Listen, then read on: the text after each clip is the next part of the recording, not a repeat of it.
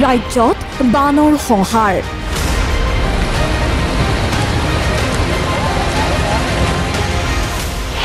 ধেমাজিত কামিয়া নদীৰ বানে বুঢ়াইছে বিস্তীৰ্ণ অঞ্চল।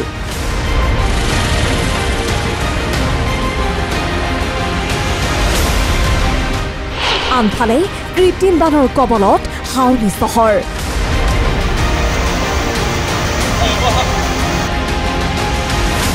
বানে ধোৱা ধেমাজিত চাৰিওদিশে এতিয়া বৰ্ণাঢ্যৰ হাহাকাৰ।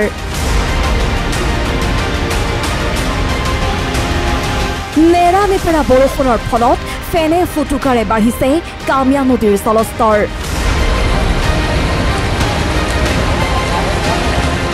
ফলত বাঢ়নি পানীয়ে বুঢ়াইছে ধেমাজিৰ ২০খনৰো অধিক গাঁও। ৰাস্তা ঘাট, মানুহৰ ঘৰ, কৃষি পথাৰ সকলোতে পানী। বানে প্লাবিত কৰিছে লুগুটি, কানিবিল, বেচামৰা, খৰাগাঁও, কল্পনাপুৰ, নপামাদি গাঁও।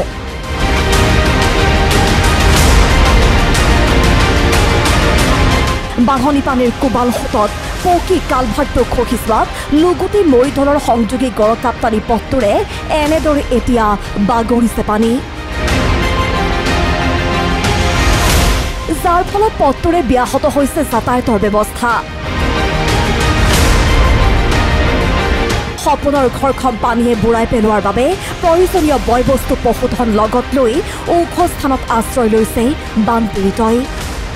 এতিয়া অভাৱনীয় পৰিস্থিতি, ইমান মুখলধাৰ বৰষুণ দিছে, গোটেই কানিবিল আৰু কামিয়া নৈ গোটেই বানৰ সৃষ্টি কৰিছে, বিস্তৃত বানৰ। পানীৰ কাৰণে কোনখন গাঁও আছে? ৩০-৩৫খন গাঁও হ'ব চাগে। কি গাঁও এনে গাঁৱৰ নাম? কানিবিল নগাঁও, লুগুটি, জপৰা, গোহাঁইগাঁও, লক্ষীপুৰ, ৰাইটিং, এনেকৈ ৩০খনমান গাঁও। কি পঞ্চায়ত পৰে এইটো? এইটো নিলখ পঞ্চায়ত আৰু এইফালে ধেমাজি পঞ্চায়ত, এডোখৰ ধেমাজি পঞ্চায়ত, সেইফালে নিলখ পঞ্চায়ত। ঘৰৰ ভিতৰতে একাঠো হৈছে। আৰু খেতিপথাৰ কেনেকুৱা? খেতিপথাৰ এতিয়ালৈকে বৰষুণ আহিছে, হ'লেও সিমানটো কৰিব পৰা নাই। যদিও যিসকলে কৰিছে তেওঁলোকৰ খেতিপথাৰ নষ্ট হৈছে। এওঁলোকলৈ চাওক, প্ৰশাসনে খাদ্য বস্তু বা বান সাহায্য দিব বুলি ঘৰৰ পদূলিত চকীৰ ওপৰত উঠি আশাৰে বাট চাই ৰৈছে তেওঁলোকে। কিন্তু ধেমাজিৰে বৰ্ণাঢ্যৰ খবৰ ল'বলৈ এতিয়াও যেন আহৰি পোৱা নাই প্ৰশাসনে। যোগান ধৰা নাই কোনো বান সাহায্য। প্ৰায় ১০০খন গাঁও বিচ্ছিন্ন হৈ যাব।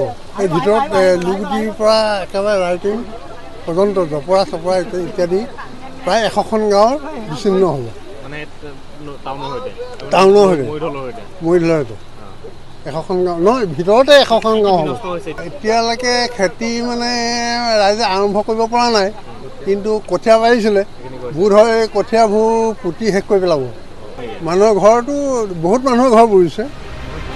ইফালে নেৰানেপেৰা বৰষুণৰ ফলত কৃত্ৰিম বানৰ কবলত সমগ্ৰ হাউলি চহৰ।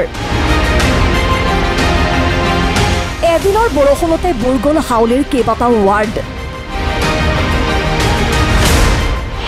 ঘৰ, অফিচ, কাছাৰী সকলোতে একাঠো পৰ্যন্ত পানী, যাৰ বাবে সমস্যাত জৰ্জৰিত হৈ পৰিছে চহৰখনৰ বাসিন্দা। পৌৰসভাই উপযুক্ত পৰিমাণৰ নলা নিৰ্মাণ নকৰাৰ ফলত প্ৰত্যেক বছৰতে কৃত্ৰিম বানে সমস্যাৰ সৃষ্টি কৰা বুলি অভিযোগ আনিছে জনসাধাৰণে। বৰষুণ নপৰাতেই তাৰমানে পানী ভৰি থাকে এইটো ৰাস্তাত। তাৰমানে মানুহতো খোজকাঢ়ি যাবাই নোৱাৰে। পুৰসভাই কি ব্যৱস্থা ল'ব একো খবৰে নলয়। যেতিয়া ইলেকশ্যন আহে তেতিয়া অলপ খবৰ লয়, ইলেকশ্যনৰ পিছত আৰু বেলেগ কোনো খবৰ নাই। ড্ৰেইন নিৰ্মাণ কৰিছে? ড্ৰেইন চেইন নাই এইফালে। চাৰিওফালে আপোনাৰ হেৰি আছে, বন্ধই আছে।